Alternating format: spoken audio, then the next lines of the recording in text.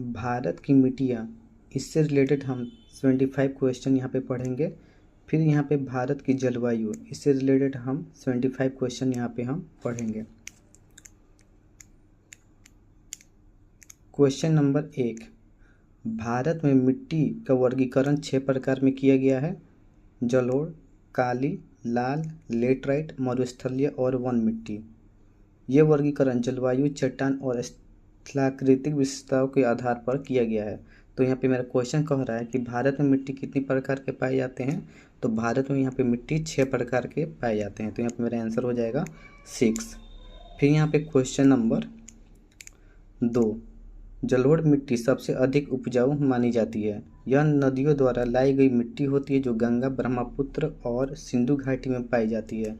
यहाँ पे मेरा क्वेश्चन कह रहा है कि भारत की सबसे उपजाऊ मिट्टी कौन सी है। तो भारत की सबसे उपजाऊ मिट्टी यहाँ पे मेरा जलोढ़ मिट्टी है। फिर दोस्तों यहाँ पे मेरा क्वेश्चन नंबर 3, काली मिट्टी को रेगुर मिट्टी कहा जाता है। यह मुख्यतः डेक्कन ट्रैप क्षेत्र में पाई जाती है और कपास की खेती के लिए अत्यंत उपयुक्त होती है। तो यहाँ पे क्वेश्चन मेरा कह रहा है काली मिट्टी को किस नाम से जाना जाता है। तो काली मिट्टी को यहाँ पे रेगुर मिट्टी के नाम से जाना जाता है। तो मेरा यहाँ पे आंसर रेगुर मिट्टी हो जाएगा। फिर दोस्तों यहाँ पे मेरा क्वेश्चन नंबर 4, काली मिट्टी महाराष्ट्र, मध्य प्रदेश, गुजरात, तेलंगाना आदि में पाई जाती है। इसकी गहराई अधिक होती है और यह गहरे काले रंग की होती है। तो काली मिट्टी भारत में कहाँ पाई जाती है। तो काली मिट्टी भारत में महाराष्ट्र, मध्य प्रदेश, गुजरात में पाई जाती है। तो यहाँ पे आंसर मेरा हो जाएगा महाराष्ट्र, मध्य प्रदेश और गुजरात।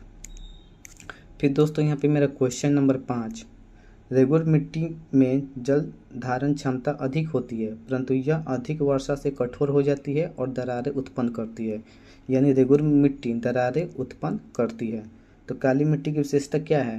तो काली मिट्टी की विशेषता यहाँ पे जल धारण क्षमता अधिक होती है और यह दरारें उत्पन्न करती है और इसकी बनावट चिकनी होती है और इसमें जैविक पदार्थ कम होते हैं।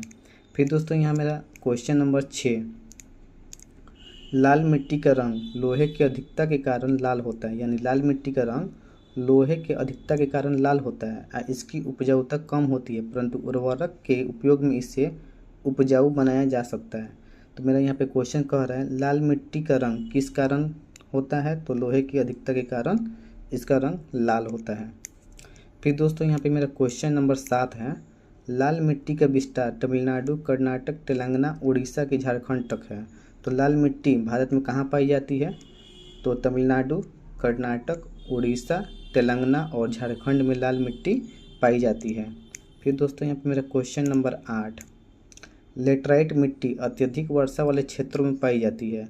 यह अम्लीय होती है और इसमें जैविक पदार्थ कम होते हैं। तो लेटराइट मिट्टी कहाँ पाई जाती है। तो लेटराइट मिट्टी केरल, कर्नाटक, महाराष्ट्र के ऊंचे स्थानों में पाई जाती है और यह चाय, काजू और रबड़ के लिए उपयुक्त होती है। फिर दोस्तों यहाँ पे मेरा क्वेश्चन नंबर 9, मरुस्थलीय मिट्टी बालूदार होती है और इसमें जल धारण क्षमता बहुत कम होती है। यह मुख्यतः राजस्थान में पाई जाती है। तो मरुस्थलीय मिट्टी की विशेषता क्या है। तो यह बालूदार होती है और जल धारण क्षमता कम होती है। सिंचाई की मदद से इससे उपजाऊ बनाया जा सकता है। फिर दोस्तों यहाँ पे मेरा क्वेश्चन नंबर 10, वन मिट्टी मुख्यतः पर्वतीय और वन क्षेत्र में पाई जाती है। इसमें जैविक पदार्थ की मात्रा अधिक होती है। तो वन मिट्टी की मुख्य विशेषता क्या है। तो इसमें जैविक पदार्थ की मात्रा अधिक होती है। तो दोस्तों यहाँ पे आप देख रहे हैं ना कि यहाँ पे एक एक क्वेश्चन का एक्सप्लेनेशन है, फिर क्वेश्चन है और फिर उसका आंसर है। तो दोस्तों यहाँ पे मेरा क्वेश्चन नंबर 11, जलोढ़ मिट्टी 2 प्रकार की होती है। एक होती है खादर और एक होती है भांगर। खादर नई और उपजाऊ होती है और जबकि भांगर पुरानी और अपेक्षाकृत कम उपजाऊ होती है। तो दोस्तों यहाँ पे मेरा क्वेश्चन कह रहा है जलोढ़ मिट्टी के 2 प्रकार कौन सी हैं। तो खादर और भांगर। खादर हर साल नई परत लाती है और भांगर में कंकर पत्थर अधिक होते हैं।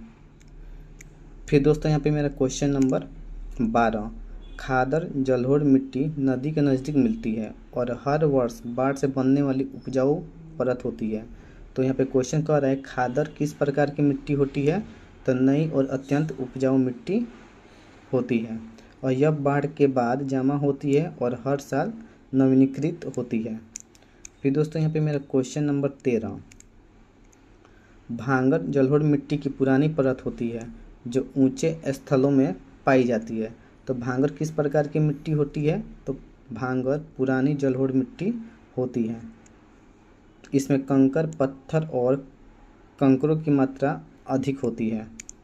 फिर दोस्तों यहाँ पे मेरा क्वेश्चन नंबर 14, जलोढ़ मिट्टी का विस्तार भारत के उत्तरी मैदानों, ब्रह्मपुत्र घाटी और पूर्वी तटवर्ती मैदानों में होता है। तो जलोढ़ मिट्टी मुख्यतः कहाँ पाई जाती है?